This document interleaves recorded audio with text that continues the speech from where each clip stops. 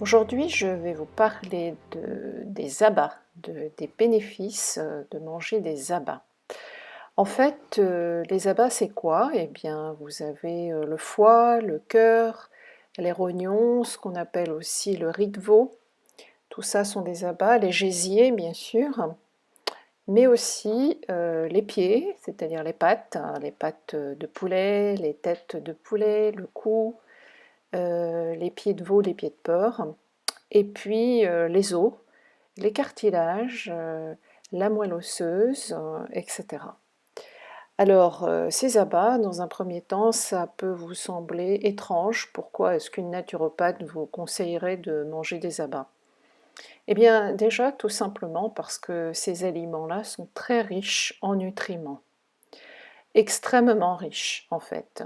Et si vous mangez des abats une ou deux fois par semaine, eh bien, vous aurez moins besoin de manger de viande parce que ces aliments sont très très riches en vitamines et en minéraux.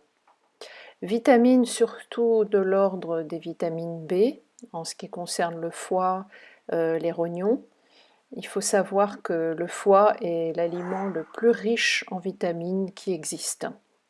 Vous avez bien sûr toute la série des B, mais surtout une importance sur la B6 et la B12, qui sont essentielles pour tout ce qui est fonctionnement du cerveau, fonctionnement du système nerveux central.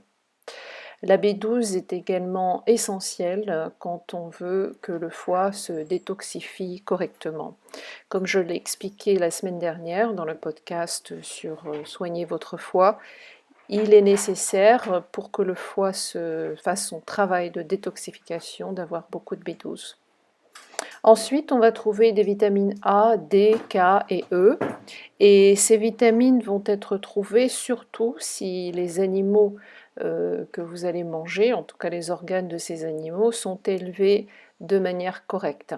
Alors ça veut dire quoi élevé de manière correcte? Ça veut dire bien sûr pas l'élevage industriel dont on voit les émissions à la télé et qui nous font horreur, parce que c'est une horreur.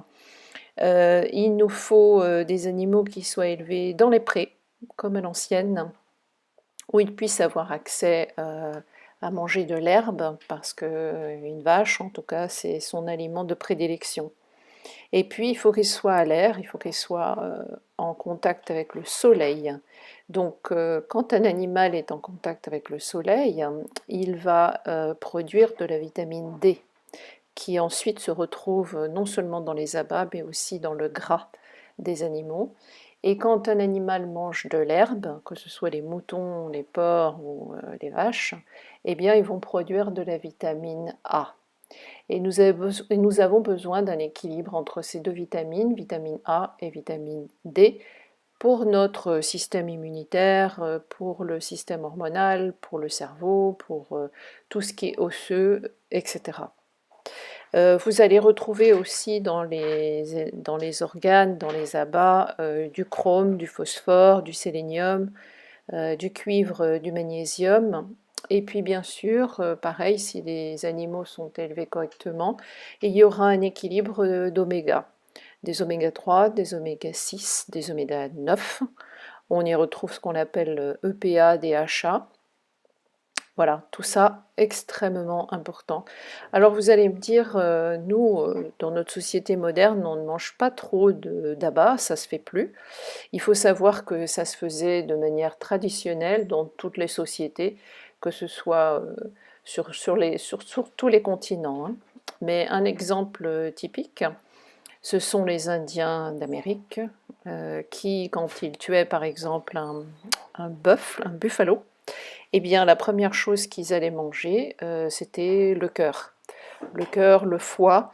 Ensuite, ils privilégiaient donc tous les organes. Ensuite, ils privilégiaient la peau et les os et les cartilages. Et enfin, la viande, c'était, je dirais, la moins importante. Bien sûr, c'est important parce qu'il y a des protéines, mais en tout cas, ça venait après, dans l'ordre de préférence.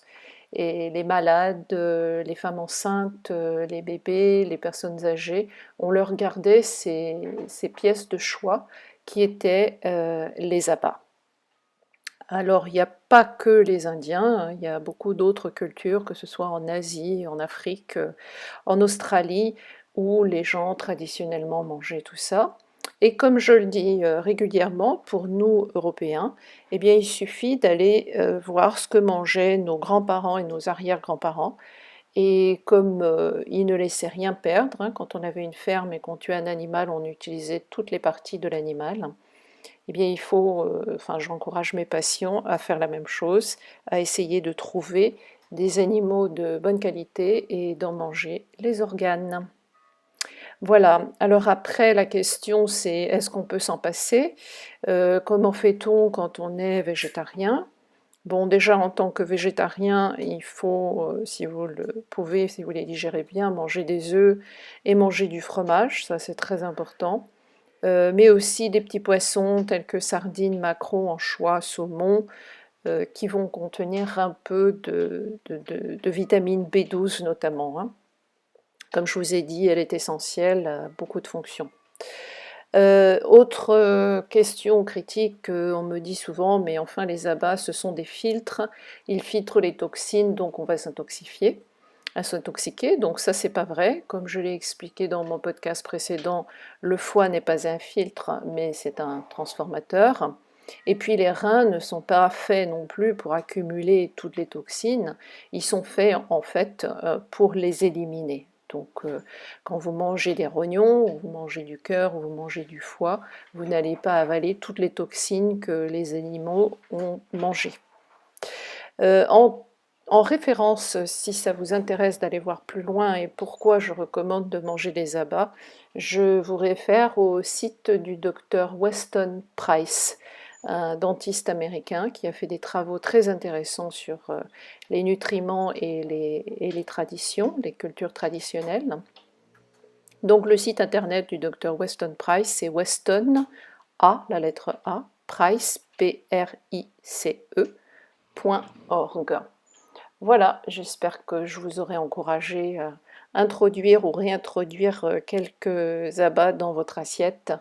Et je vous souhaite une très belle semaine et vous dis à très bientôt. Au revoir.